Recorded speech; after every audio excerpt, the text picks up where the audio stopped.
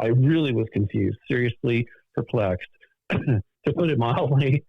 And that's how I first saw those ancient stone megalithic statues. I damn near passed out because when I saw the first one, I had such a strong sense of deja vu because I'd been there many times as a child in my dreams. Robert Stanley is a writer, an author, a researcher, and a really interesting person. I found out about him from Bruce Gernon when we were talking about the Bermuda Triangle and Bruce's experience with electronic fog. He told me about a time shift experience that he feels as he goes into the electronic fog. At least that's what he's figured out. You'll have to listen to Bruce's interview to find out the details because it's his story, not mine. And so I will get all the details wrong. But Robert Stanley hopefully has all his details right. With this story that I was fascinated by was about a pilot who actually landed in a different area, completely off the grid, a different dimension. So you don't have to focus all on that story. But Robert, that was what got my attention. Hello. Hi, Wendy. Thanks for having me on. So yeah, on my Substack, anybody wants to read this, it is robertstanley.substack.com, and then scroll down to the headline is a trail of two timelines. That is something that reminds me of Bruce's experience, except it's far greater, what you just alluded to, that a military pilot allegedly went into some sort of electronic fog when he was doing a test run over the Pacific and ended up, both the engines failed, the radio failed. He made an emergency landing on an island that was not even on a map. And it just gets weirder from there. I don't want to go into all the details. You can read it for yourself. It's like, I don't know, 5 or 6 pages long. Apparently, the pilot is somebody I'd known for years who had a weird experience at Area 51. That's how I knew him. And then one day we were just talking. He goes, I told you about the time that on the island, didn't I? And I said, no, I don't know what you're talking about. And he goes, oh, and then he starts telling me. I said, hold on a second. Can I record this? Because I'm not going to remember all these details, you know? It was very, very, very weird. But then, as you'll see in that article, it's more of a report, really. But, I mean, it's not just his testimony. I found that there's, like, other people that have had, like Bruce, but, I mean, around the world. It's not just the Bermuda Triangle or out of the Pacific. These portals, or whatever you want to call them, seem to be all over the planet. And most people never come back when they disappear, but some people do. In fact, I was really surprised. And I don't even know how this works, to tell you the truth, Wendy. I'll sit down to do a project, and then like little bits and pieces sort of just fall together. There's a serendipity there. I had no control over it. It's kind of a cool thing, but I really not sure I understand it. Oh, I love it. I love it. And you've collected some really interesting stories. Once I started reading your Substack, and then the most recent one is about experiences you had with finding these stone statues. And oh, yeah. Go ahead. Okay, so I grew up in Malibu back in the 60s. It's when I moved there when I was like 2. And I had a lot of recurring dreams, lucid dreams, actually, of being with either the Native Americans, they call themselves the Chumash Indians, but then there was also this other group which didn't look like Native Americans. They looked like Greek, in the sense that they wore these robes, sandals. They had boats and stone cities, and so like I could not relate that to my area because there was no context for it. It wasn't part of the historic record, right? At least not that I knew growing up. Yeah. Up until the time when I was 1985, I was working as a security guard down on the beach for the wealthy people from Hollywood. And there was a young boy there who ran into a sliding glass door face first and was bleeding to death. I ran over there to assist. And in the process, it turned into a paranormal experience in that the boy, I believe, was possessed. And by, I guess, no other way to say it, spiritual parasites. I know there's a lot of different names for them. Again, in retrospect, this all makes a lot of sense. But at the time, I had no idea what was going on. So it was very shocking.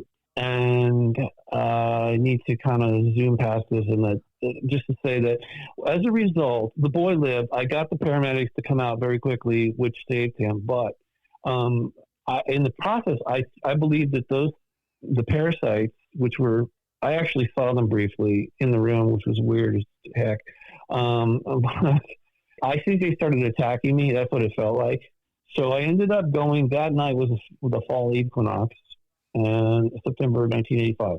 I go up on top of a mountain that night, and I'm praying, meditating, like my life depended on it. And I was really only focused on one thing, that was love.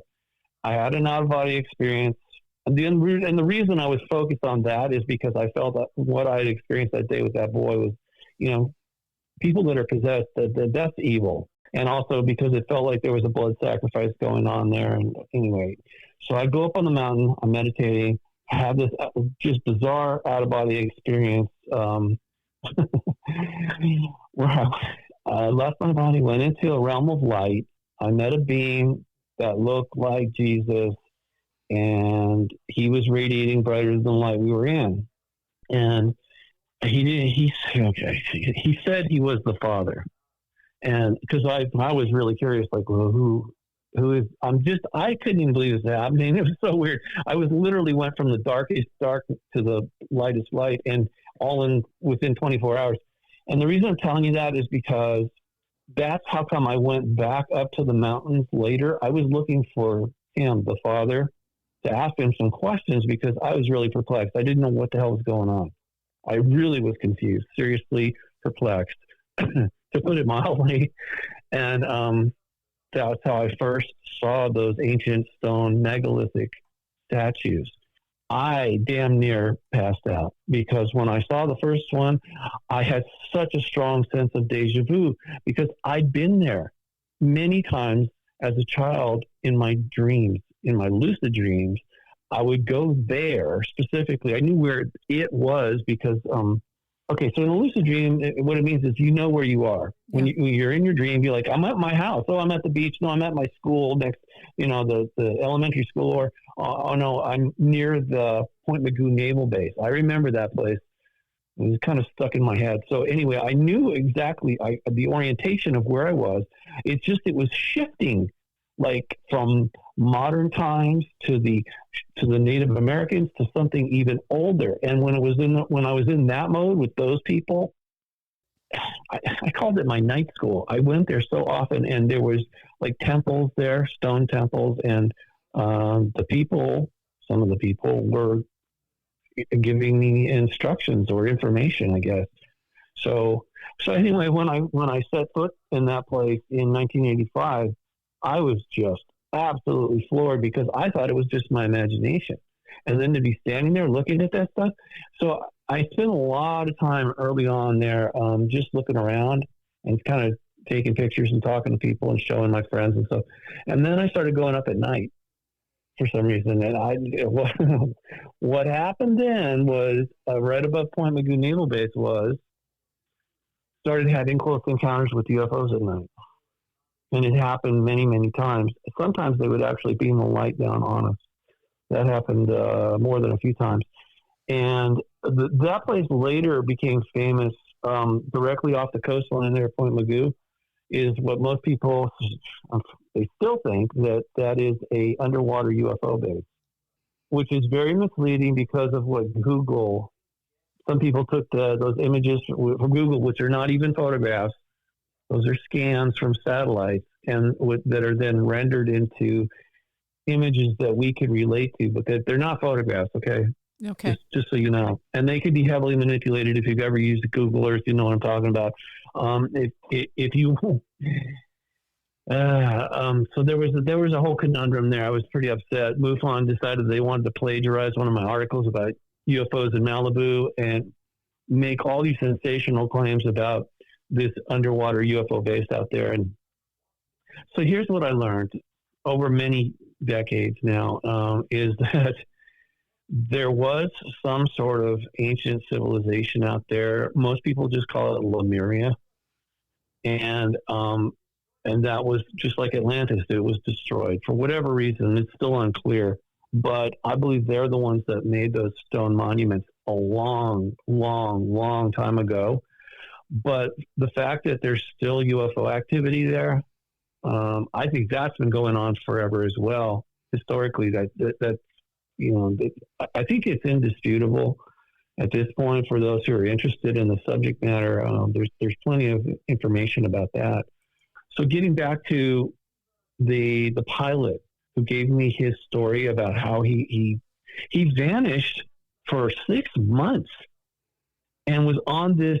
It was like he was on Earth, but he said there was no planes going over, there was no ships coming by, there was stuff that had washed up from other shipwrecks and stuff, but he couldn't call out.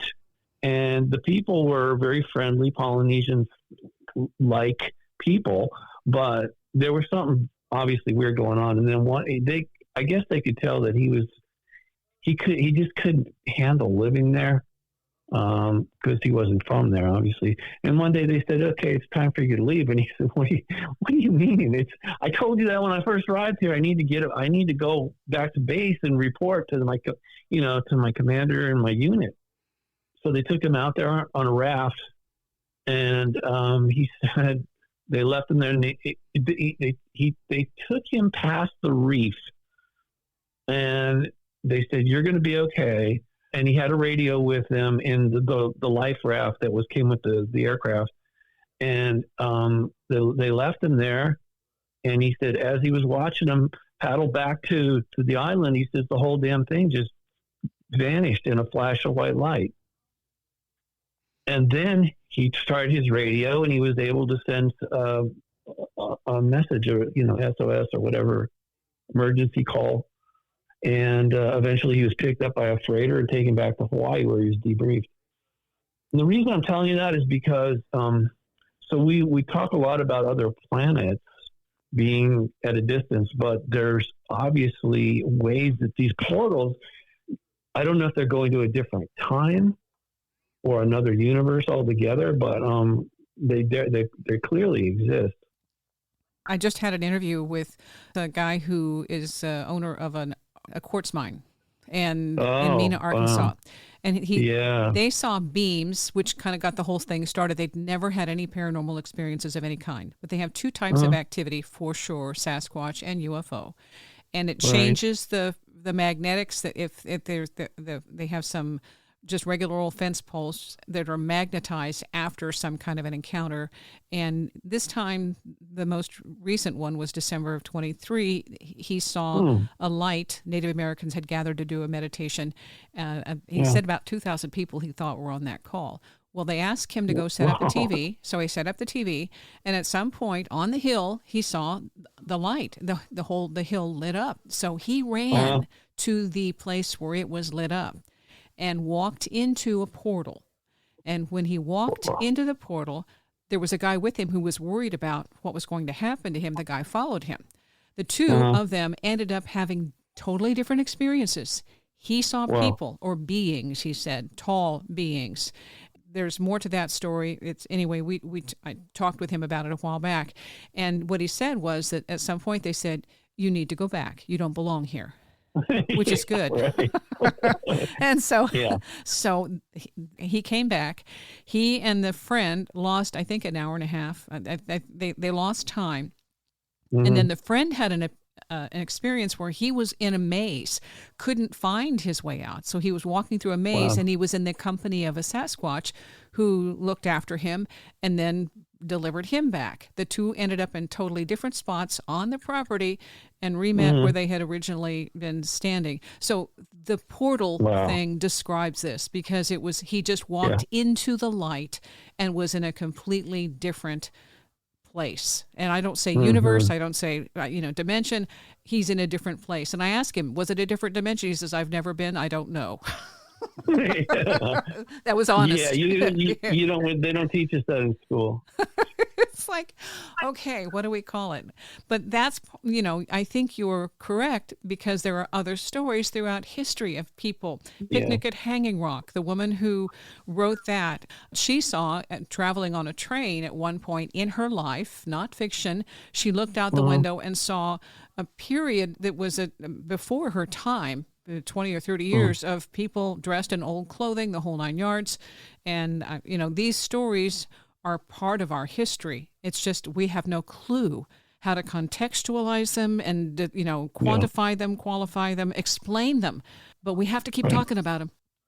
Well, yeah, I'm hoping that at some point we can navigate them with some assistance from these beings from other dimensions or worlds or universes, whatever you want to call them, because there seems to be a quarantine embargo on us, and it's pretty obvious why. I mean, look how we're treating our planet. Yeah. Yeah, we're Right, dangerous. and each other. Yeah, we're really, really are. Okay, but in my opinion, I don't think that was an accident. I think that was deliberately that we were turned into what we are now. I don't know. I don't want to open up a too big a can of worms about that right now. I'm trying to summarize that I don't think we've ever been alone. Some malevolent beings have definitely been here for a long time, manipulating mankind and for ill. I don't think it's just one. I think there are multiple. And Okay. Well, look, from a Christian perspective, this is called the war in heaven. The various angels, a third of them fell out, or they were kicked out of heaven, wherever that may be. I don't think it's this universe. However, I think this universe came into being so that the fallen ones, had a place to go. But it wasn't going to be heaven. They just couldn't hang out there anymore. They weren't welcome. They were rebelling and causing a lot of trouble. So they ended up being here. And this particular realm is, some people think of it as a lower realm. It may be, I don't know, but it's definitely not. It's not heaven, and it seems to be that at least on this planet, the dominant force is the dark side. Unfortunately, you write about that on your Substack. I do, and it's only because, like I said, I experienced it, and I know it's both. There is a dark side, but there's also the bright side.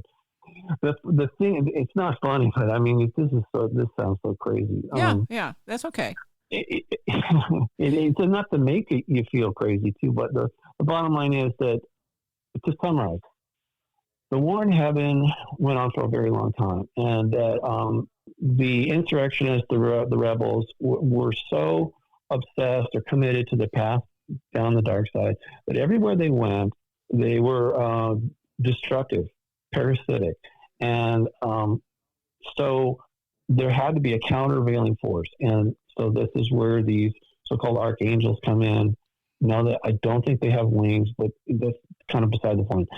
And yes, they do have bodies. They can take on different bodies. They can move in and out of different dimensions. That much is obvious. Those of us who experienced it, it's really obvious, kind of mind-boggling. But okay, so the reason I'm bringing it up is because my understanding at this point, to summarize, is that this is over. It's over. This planet is the final fortress to fall of theirs, because everywhere they went, they not only were destructive, but they would set up shop, like an empire, an evil empire, but also a fortress, highly militarized. You can see how they operate.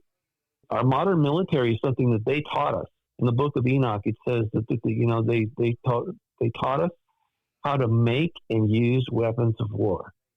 So they've been doing this for thousands of years here to us. I'm not sure that if we were indigenous or we were brought here as part of a purpose for like a rehabilitation to show them, hey, look, this is how real normal people actually, in case you forgot, this is what normal people are like.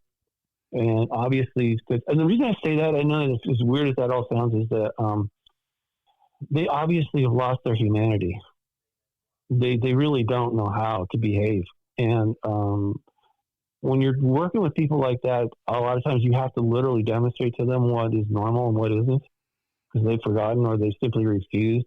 So the bottom line is this.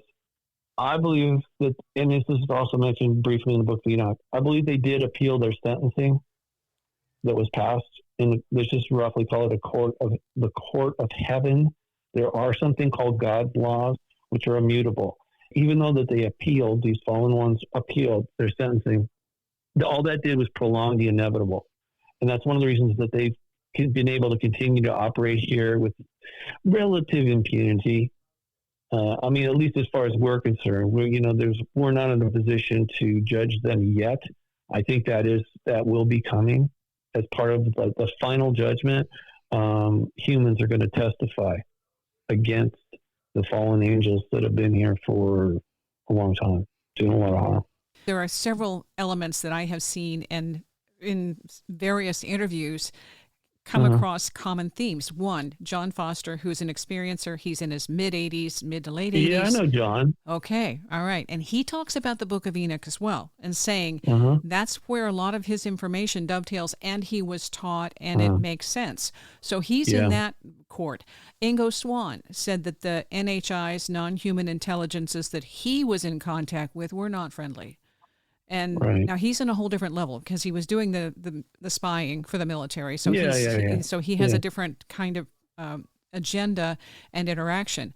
And then there's also Pat Price, who remote viewed on his own just because he was curious, and he was incredibly gifted as a psychic and a remote viewer. He came in and dumped the papers on the table and said, yeah, I decided to go take a look around the planet for UFO bases last night, and there are 4.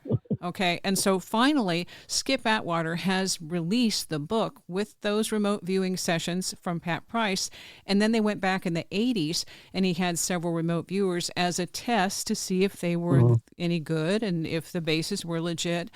They went back and they looked, and they also got corroborating evidence for these bases, and they're listed, and I've asked him, well, what's come of that? Well, nothing. And I interviewed Paul H. Smith, remote viewer. He was one of the people who went back to, without knowing what he was being targeted or tasked with, that he went back and he corroborated some of that experience, that initial experiment that Pat had, that they set up to see if Pat Price's stuff held any weight. This stuff is fascinating, and there are so many people like you who've had these experiences that make you think, well, this has to be crazy because there's nowhere in our history, nowhere in our education that in any way, shape, or form validates this. But the other people who experience this are validation.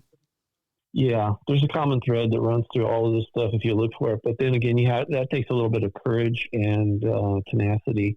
At least it used to be a lot harder. Now, obviously, with the internet, it's a little bit easier, but I think the censorship, I mean, who knows what they're going to try and pull next. But as you saw this week, the Internet Archive was taken down. I missed that. Have you ever used it? Okay. Internet Archive, for people who don't know, it's part of the National Archives. It's a digitized version of the National Archives. And anybody can put their stuff there, more or less. I mean, they have restrictions, but it was a massive website. I would find things there. I would put things there. It was an amazing repository of data that was digitized, and somebody hacked into it this week, and now it's offline. Really? Internet Archive, Wacky Wayback Machine? No, not the Wayback. No. Not that one. It's just called, I thought it was just called the Internet Archive. It is, but there's a Wacky Wayback Machine that's under that as a subset. Okay. I know because it helped me win a lawsuit. I believe it was archive.net. Internet Archive is nonprofit, and it's fantastic. It's fantastic. The stuff, what happened was that I was asked to provide basically proof of my existence and my origination of content. And the people who were suing me had implied that it was theirs. Basically, they were wrong. So that particular case was listed. Some legal professor picked it up and said, this is textbook of why you don't go after somebody with basically fake facts and try and insinuate because of whatever you want to say that your information is valid when the fact speaks for itself. It was wonderful. I was shocked because when that happens, you have no idea what your legal standing is, except you try to tell the truth, and that's what I did. But the Wacky Wayback Machine had the content of what I had produced. They didn't know that. Yeah, I understand. I know what that is. Okay, so we're talking about, what I mentioned is called us.archive.org. Okay. And I just clicked on something to see if it's working again, but I expect that there's going to be more censorship and pushback from the dark side as we get closer to their ultimate eviction from this planet. They have to go. They have to go because otherwise they're just going to kill all life on this planet. Robert, we're talking about the same thing. Internet Archive, because I just pulled it up. The news published 2 hours ago as we're talking. Wacky Wayback Machine returns only in a provisional read-only manner. And the cyber attack against the Internet Archive, it's still not fully recovered. So pieces of it are back. But yeah, so somebody did hack it for whatever reason. Well, okay. Yeah. Let me summarize it this way. This is, and I don't like this analogy, but it seems to work for people. So here in America, when slaves were brought over in ships and put into plantations, mostly in the South, it was illegal to teach them to read and write. And the reason being is that it makes it harder to control people when they're educated or well informed. And so you can see they're still trying to do that to us in large measure. That's why you have whole libraries were destroyed in the past or hidden from the public because they don't want us to be. In fact, honestly, because being in the information business, I was shocked. I've been an avid reader since I was a child. I was actually reading music before I started reading books, but I was really shocked to find out most people don't read. And if they do, they read novels. And we're talking like 5% of the population and that's just a rough estimate. But so there's a lot of functionally illiterate people on this planet, and that is by design, in my opinion. I agree. It's intentional. It's how can you distract people enough to get them away from paying any attention to what's going on? It's not difficult. So, and look, I'm not complaining. I just want to explain to people. Somebody brought it up to my attention recently. They said, Robert, your stuff is too in depth. You're giving us too much information on that. I'm like, how is that possible? What are you talking about? Well, that's because I'm prejudiced. I have a bias. That's the way I look at things. I want to know as much as possible about something. That's just my nature. But most people on this planet are not like that. And so that's, for example, the situation in Washington, D.C. that most people still don't know anything about. Mainly because the mainstream media will not report on it. And believe me, I've tried. The largest audience I've ever had is Coast to Coast AM. And that's a good audience, yeah. It is, but it's preaching to the choir. That's not really moving the ball down the field, in my opinion. No, it isn't. It's better than nothing, but so I have been reporting and researching and reporting on the hidden history of UFO activity in allegedly controlled airspace in Washington, D.C. since 2005. Yeah. Published my first article in July 2005. Black helicopter shows up at the house. Days after that, it's published. And we went from there. It was this weird kabuki theater thing that they're like saying, no, there's no threat to national security. And I'm like, then why did you send a military helicopter to my house?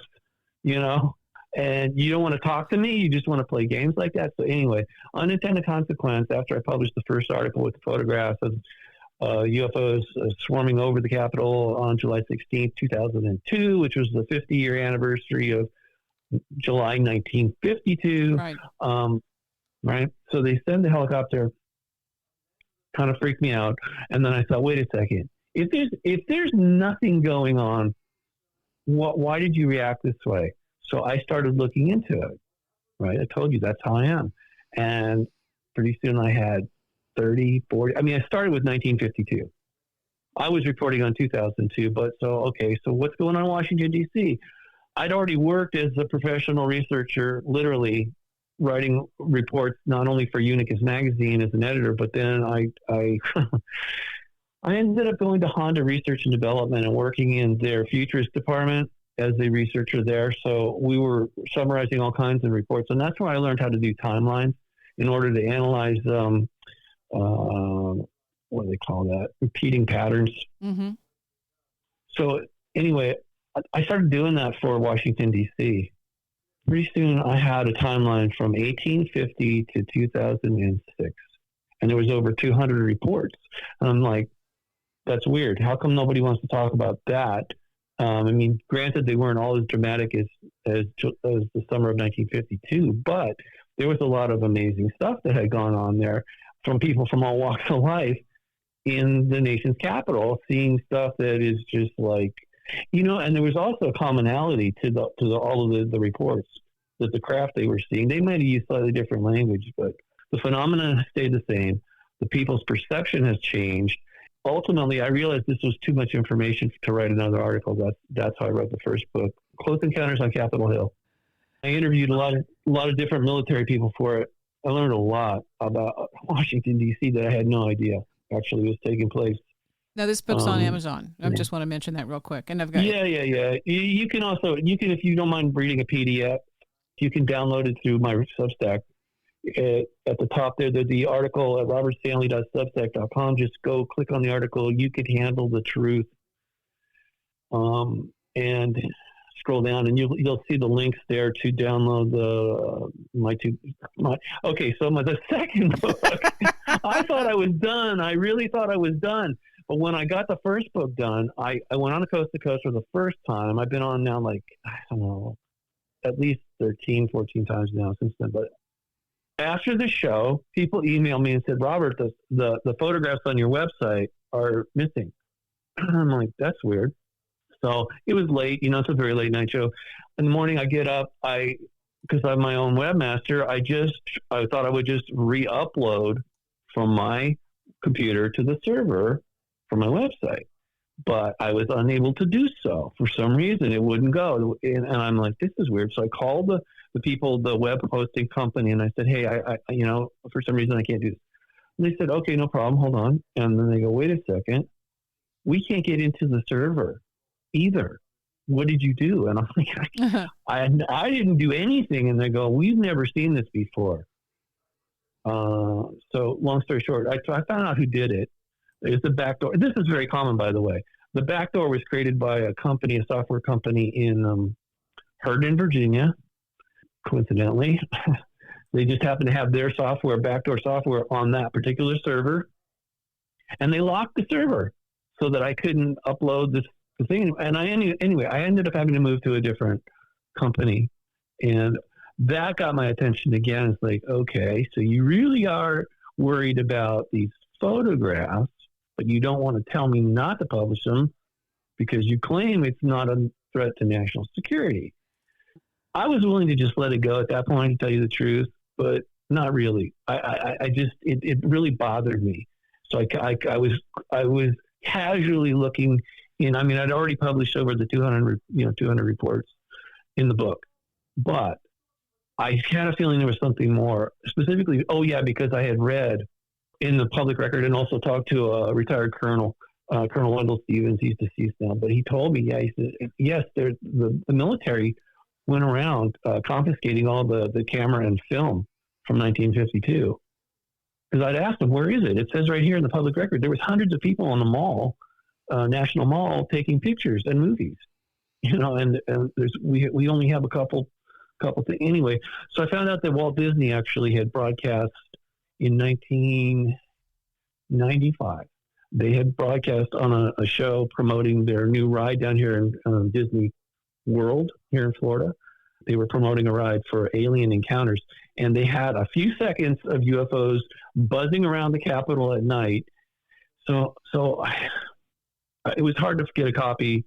It was a terrible copy. So I called up, I was still in Los Angeles at the time, and I called up Disney Studios, and I spoke to somebody at the legal department, a lawyer. I believe he was a lawyer.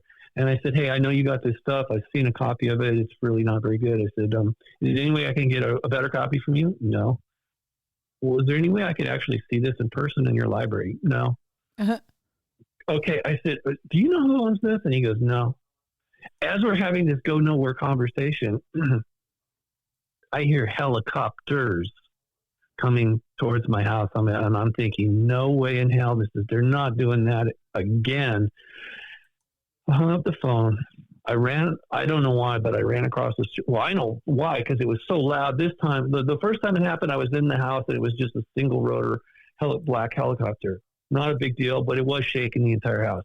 This time it was shaking the whole neighborhood. I ran out of the house to across the street, and I watched two of the double prop helicopters literally come over my house, perform a maneuver that looked really dangerous, because it was not only were they low, but the way that they tilted in unison. Mm-hmm. If they had screwed up, we all would have died. The rotors would have gone everywhere. It would have just been a terrible. Stupid waste of life. Anyway, scared the crap out of me. I'm standing there with my mouth open, and then they went back. They straightened up, went down the street just like they had the first time, literally down the street above the telephone poles, that low, and then turned around and came back. And so I was able to get a picture both times as they were leaving. I took pictures of things. But the reason I'm telling you that is because unintended consequences, once again, when they did that to me, it really, really scared me, because I thought, I don't want to know what they're going to do next, because this is not good. I mean, those two helicopters, that was frightening. And if they're planning on doing something, if they're going to up the ante, I really don't want to be at the receiving end of that, whatever the hell it is, because there's probably some extra constitutional law that they're operating under. And at that point, I really wanted to give up. However, I realized that nobody else wanted to touch this story. They still don't. Most people, I should say, really, really don't want to deal with this. So I started digging even deeper. Just like the first time the helicopter came, here's what happened. I ended up writing a second book. It took me a long time, a much longer time. But I ended up over 900 reports from 1850 to 2010, I believe. And I found a lot more pictures and movies in the process. So I really blew the lid off it.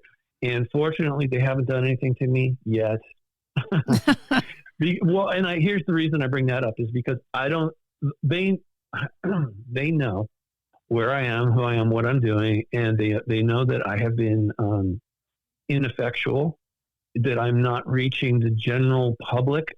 I'm not creating. In other words, here's the thing. Back in the 50s, the CIA put together something called the Robertson Panel in Colorado. And the conclusion was that UFOs are not a threat to national security. However, the public's perception of UFOs is. So that's when they came up with this plan to, let's just call it social engineering. That's a polite way of saying psychological warfare. But they basically have been controlling the narrative. I mean, they really have. And they used to use intimidation, which obviously worked. They control the media, naturally. And so they obviously have something to hide. And again, they don't want us to panic. That was something that you're familiar with the Brookings Institute? Yeah.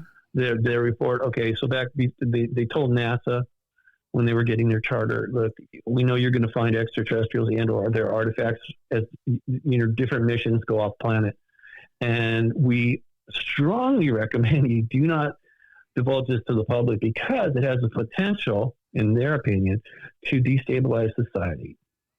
Well, in my opinion, the only way that could be is if they find out conclusively that some of these entities are malevolent. Because if they're benevolent, who gives a damn? Mm-hmm. I mean, really. Yeah. You might have a couple bad days where your brain is hurting, your paradigm is shifted or whatever. But unless there's an actual credible threat, I don't see why this really would unravel society. That's the problem, because once people realize there is another presence, then the current authority loses its control. That's really what it's about. Yes, they do. One of the things that I did during this time period frame of investigation and reporting was I put together a internet poll, and I asked people, because it is international, right? The internet. Yes. I said, hey, would you be okay if benevolent extraterrestrials landed on this planet? Would you be open to that? Overwhelmingly, the public said yes. But I would have to say, if I was able to poll people at the Pentagon or Washington D.C. directly, I think they would have overwhelmingly say no, because judging by their actions, they don't want us to have open communications or interactions with benevolent extraterrestrials. Otherwise, I think it would have already happened by now. And clearly, there's two sides to this situation. So again, from a Christian perspective, they say the God of this world is Satan, or Satan is the God of this world. And that just means the adversary. Satan just means adversary of God. So clearly these fallen angels are here. They've been here. They're manipulating us genetically, spiritually, mentally, all that. And it seems to me what their final end game is to, and it's not going to work, but I'm just saying, they can no longer create divinely, so they use their satanic science to create profanely artificial or synthetic biology. Not just artificial intelligence, but artificial life forms is what I'm trying to say. I'm trying to put this in terms that's not going to upset people, but there's really no polite way to talk about this. And I know it sounds crazy to people who've never heard this before. They probably think I escaped from a loony bin, but that's not the case. I'm actually sane, and I live a normal life. If you met me, you saw the way I live. I'm married. I have a son. I have a dog. I'm actually very grateful to be an American, having traveled to 59 countries so far, and lived in Hong Kong for a few years. I can tell you, I feel blessed to be an American. Yeah, I know it's not perfect, but the foundational documents, the ideals that America stands for, or originally was founded on, to me, that's it's an incredible blessing. It really is. It's not like that in other countries. It's not like that at all. Well, going back into the information you got in terms of your book, and this is talking about the UFOs and the entities, there were some interesting stories in there. And this is where it gets more complicated because of the experiencers who document stories from horrific to angelic. It's the entire spectrum. My experience has just been one of curiosity and one to say, get your game on and become more telepathically aware, because you are missing stuff by being distracted by the various things we are distracted by. But our telepathic skill is what will get us out of this issue that we are steeped in now of not knowing what's really going on. And not only that, it's not about reading the ETs, about reading the people who are around you, the entities alongside ETs, that there are also present in our dimension. This stuff is around us, and the more we dumb down or numb out and try and deny it, the less we are able to actually become competitive, aware, and enlightened or educated about the greater universe that surrounds us. And that's just basic planning ahead survival. Yeah, especially as things unfold, because we're not in Kansas anymore. Things are really going to go exponential, in my opinion, as this final judgment is passed. The system that we currently are living under on this world is corrupt. I mean, it just is, and it has to be dismantled so that it can be rebuilt back into the original blueprint. Yeah, I told you, the war in heaven came here a long, long time ago, and so this has been a fortress of evil for the fallen ones for thousands of years. But at some point, they became imprisoned here, rather than just kick them out and have them set up shop someplace else. They were and are imprisoned here. It's one of the reasons the Book of Enoch was not included in the Bible, because it's inconvenient. It raises too many questions. In any case, they're imprisoned here, but they're still able to function. Just like, look, in the prisons for humans, you got all kinds of criminals running enterprises in prisons. It's the same thing that's going on here on this planet. They're allowed to do this for a time, and then final judgment is passed. Their appeal process is over, and my opinion is they're going to get taken somewhere else, incarcerated somewhere else, because they're, like I said, otherwise they're going to just destroy all life on the planet. They're shutting down the ecosystem, Anyway. It seems the ETs, the benevolent, like the ones who approached the children in Zimbabwe, they were saying, you have to fix this. This is happening to your planet. And of course the kids are going, me, myself, and I. Fix this. Right. Okay. Right. But that's the message. That's a common theme. All right. Since you brought it up, that's true. It's one of the things that was mentioned. One of the part of my assignment, 2021 was, and I did bring this up on Coast to Coast twice. Catholics call this intercession. I didn't know what that meant until recently. I mean, it's all part of this process. I'm learning as I go along too, but I'm also helping to educate others. So we're in a position to ask for God and the angels of light who are still loyal to creation to intercede on our behalf regarding the crimes of the fallen angels and their minions. Again, this to me it's part of a legal process, but this is this asking for assistance or this intercession is very, very real. And apparently a lot of people know about it, but I really didn't understand it when they first asked me. I was asked by a group I don't even fully understand, but let's just call them benevolent beings, asked me to use my voice on radio and the internet to ask others who are open to it, to ask them for help. Again, sounds pretty simple, right? But they told me, they go, well, if you do that, you're going to get kicked off the radio. And I'm like, so what? And they said, yeah, but if you keep pushing too hard, they're going to try and kill you. I'm like, whoa, okay, wait a second. That's not a good thing. That's kind of serious. Yeah, I've got a family. It's like, what are you talking about? And they said, well, just be careful. We're just warning you that they're dangerous and they're very desperate. And when you start doing this, it's not even about you. It just, they feel threatened by this, by us asking for assistance from beings of light. And here's the other thing. Why would they even need to ask our permission? It's something called free will. We think we own this planet. I'm not sure we do, but the bottom line is there's a dynamic here. All right. Again, it took me time to fully appreciate why would they even ask me to do this? Because if we don't ask for them to assist us and they just show up and start doing it, that really will destabilize society, because a lot of people are going to say, holy crap, we're being invaded. They're not going to understand the context of it all. And they're going to feel very much left out of the process, et cetera. So anyway, this is complicated. Yeah, obviously. And logistically it's a bit of an issue, but the benevolent beings, the bright side of the equation, is very patient. I guess because they have eternity. I know that sounds stupid to even say that, but our lifespans have been so incredibly shortened here. It didn't used to be that way. I mean, you would think, okay, if you live 1,000 years, that sounds like a long time. Apparently not.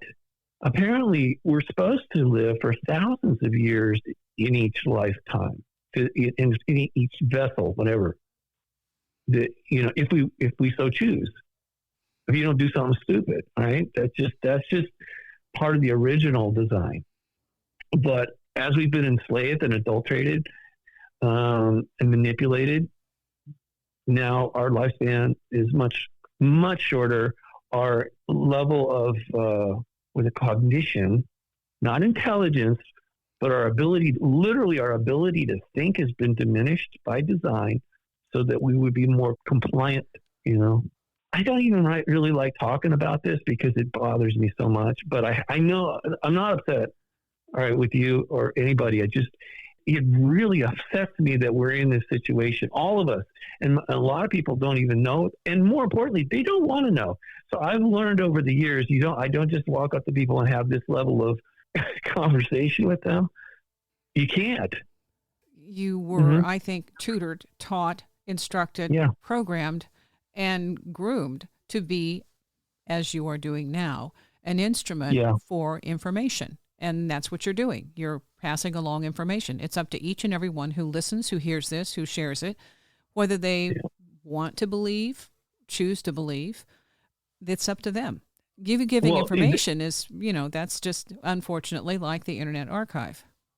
Okay. So the benevolent beings don't always respect your free will. They don't try to impose anything on you, unless it's just like, hey, don't walk off the cliff, knucklehead. It's one of those kind of things. And you really got to be out of this intersection now kind of thing. Yes. But generally speaking, that they respect our free will. as opposed to those who are on the dark side, the malevolent beings do not respect our free will. That is something that people have asked me before, how do you know the difference? Well, how could you not? I mean, from my opinion, how could you not? They're not that good at hiding their true intentions. Even though they might be wolves in sheep's clothing, it's pretty obvious at some point what they really want. Especially now, they're all out in the open. Things have really changed dramatically in the last decade or so. It's not like there's more information. It's just we have more access to information. It's always been there. And there's stuff that they are clearly still hiding stuff. And that's why we have these kind of conversations publicly. But the thing is, most people in the public will not respond to something like this unless it comes from an authority figure. That's where my biggest problem is with Washington, D.C. I was told that there's no way that anybody in any one of those federal agencies is going to come on the record and say, yes, we can control the airspace over the nation's capital. It's porous. There's portals everywhere, and these craft are coming and going when we're not even sure exactly who everybody is or what they want. I mean, that would not go well. Well, the way it was described to me by a Mr. Rothschild working at Podesta Mattoon Law Firm in D.C. was that he says, let's just say somebody from the FBI comes up to has a press conference and says, yeah, we know this is going on, and there's nothing we can do about it. And he says, well, not only is the FBI going to be held accountable by the public, but that particular agent is going to be hounded for the rest of his life. It's like, well, when did you guys first figure it out? And what are you doing about it? What do you mean you can't? So I kind of understand the situation they're in, but at the same time, I'm not okay with this at all. It's not even just about the secrecy. It's about we can't live like this. We can't keep having this. You can't have it both ways, It's either a threat or it isn't. And I know damn well it is because of the way they behave. Okay, you said you've had multiple opportunities to share your information on Coast to Coast. Yeah. Has there been any pushback in terms of the military, the helicopters? No, because I kind of don't talk to as much about the Washington, D.C. That I have mentioned it so many times on that show. It's like, here's what I think needs to happen is a documentary needs to be produced. I'm not really great at video editing, but I'm slowly putting something together. I have asked literally hundreds of people on LinkedIn that are in the media, that are documentarians or film producers or you name it, including people even in television news. Mm-hmm. They really don't want to talk about this. George Knapp has his new... No. George was given my little brief package, my press release. He ignored it. Okay. All right.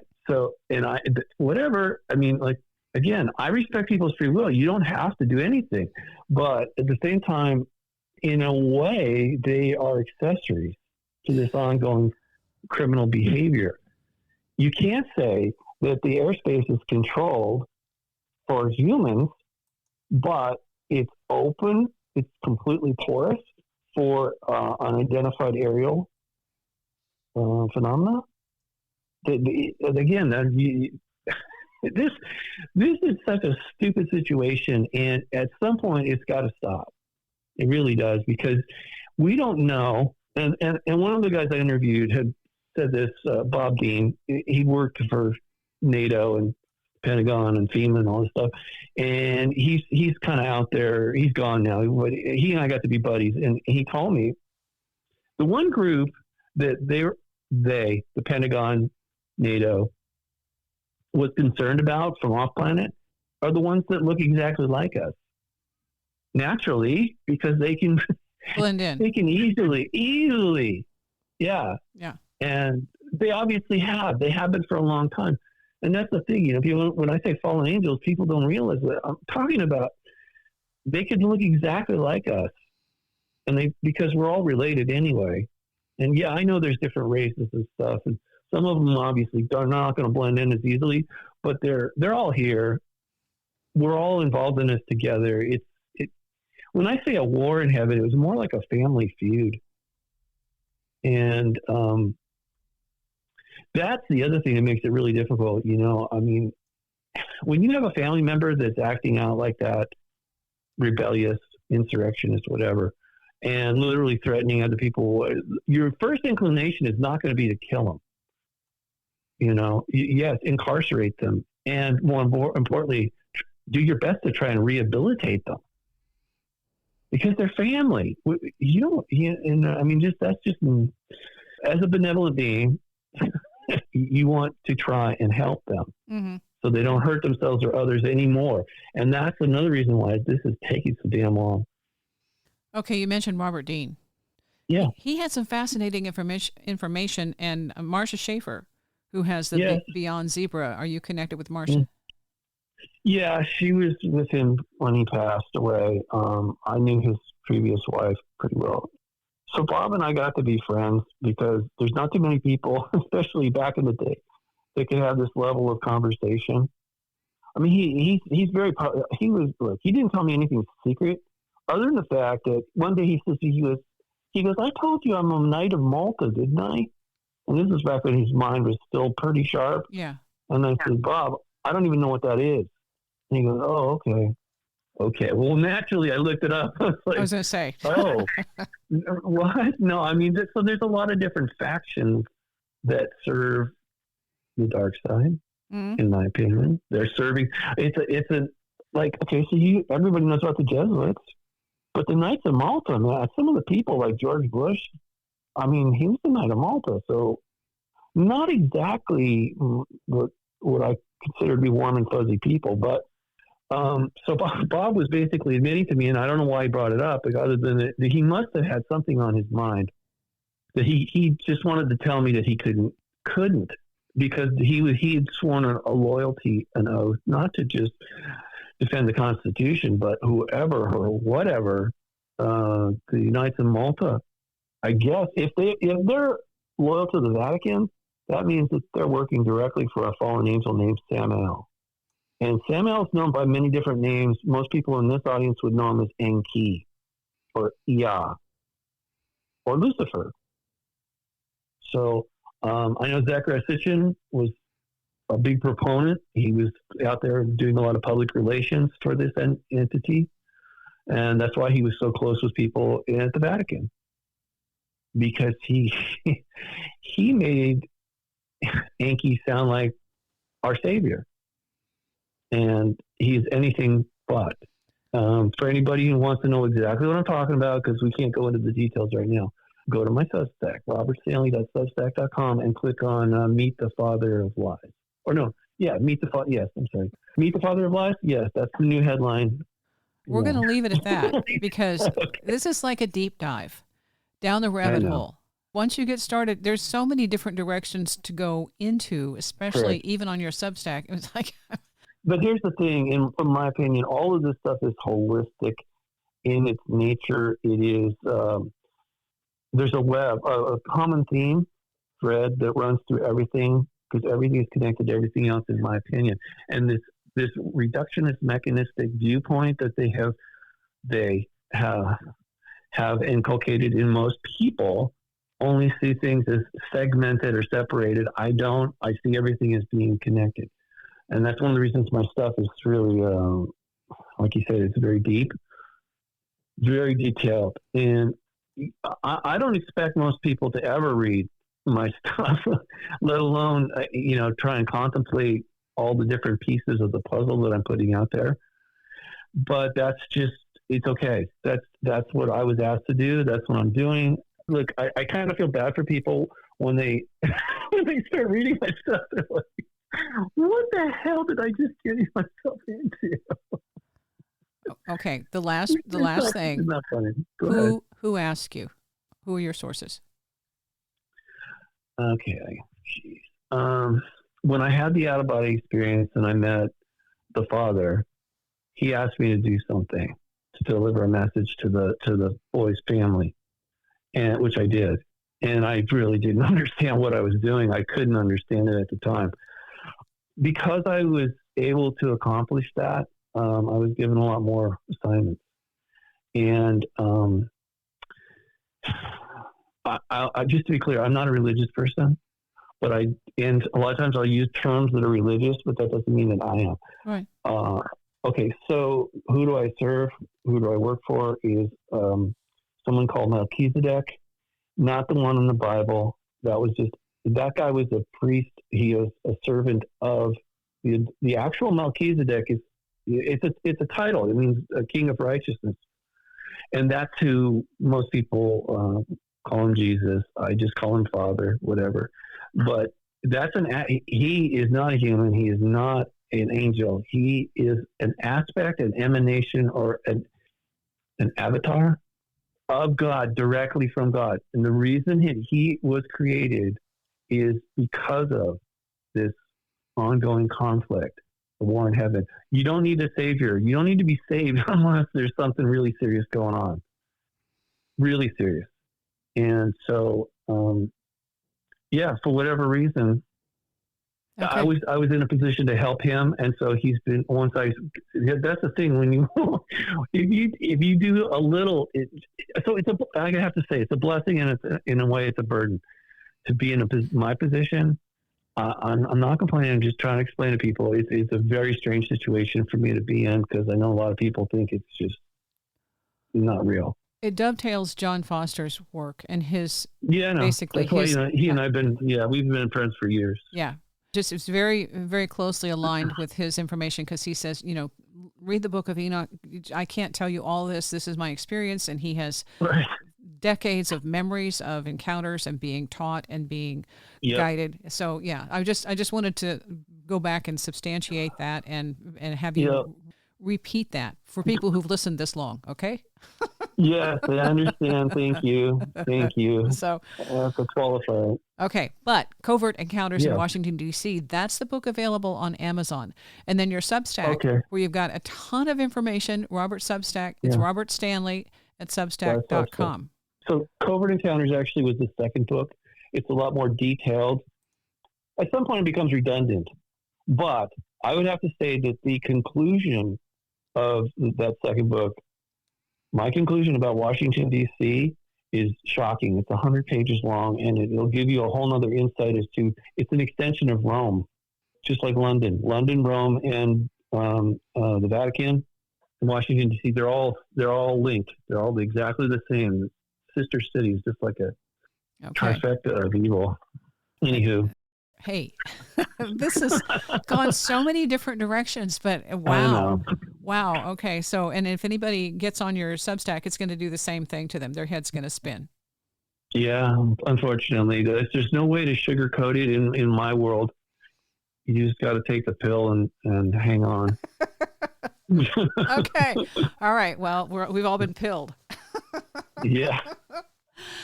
Robert, thank you. Thank you for Wendy, for spending your time with me, and I appreciate the stories and the content. And I mean, it's a rabbit hole, and it's just fascinating. Yeah.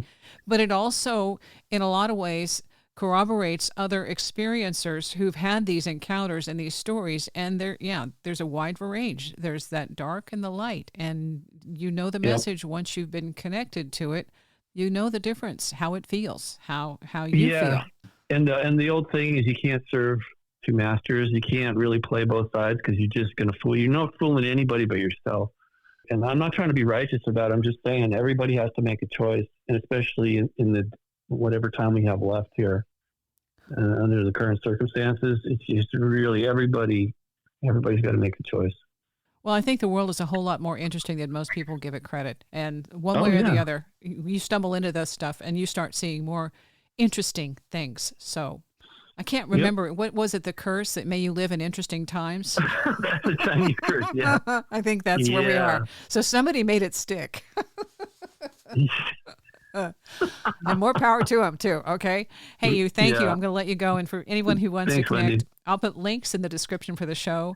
And we may have to talk with you again, because this is just like a can of worms you opened. I know. Thanks for spending time with me, and keep up the good work, Wendy. Thank you.